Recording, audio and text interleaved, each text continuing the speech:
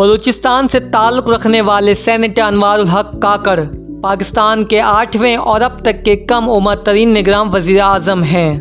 انوار الحق کاکڑ 1971 کو بلوچستان کے دارالحکومت کوئٹہ میں پیدا ہوئے۔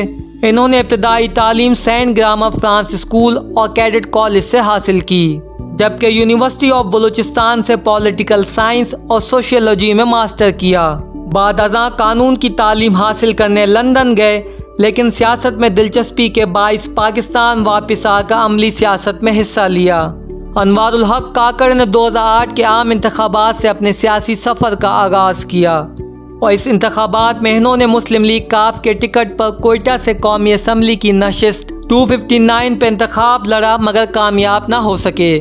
سال 2013 کے عام انتخابات کے بعد بلوچستان میں 2.5 سالہ حکومت کا فارمولہ طے پایا، جس میں 2016 میں مسلم لیگ نون کے نواب ثناء اللہ زہری کے دور حکومت میں انوار الحق کاکڑ نے صوبائی حکومت کے ترجمان کی حیثیت سے خدمات انجام دیں۔ سال 2018 کے انتخابات سے قبل وجود میں آنے والی بلوچستان عوامی پارٹی بنانے والوں میں بھی انوار الحق کاکڑ کا اہم کردار رہا۔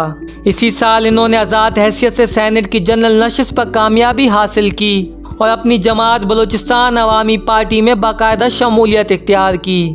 انوار الحق کاکڑ بلوچستان سے بننے والے دوسرے نگراں وزیر اعظم ہیں، جبکہ اس سے قبل بلوچستان ہائی کورٹ کے سابق چیف جسٹس میر ہزار خان کھوسہ نگراں وزیر اعظم رہے۔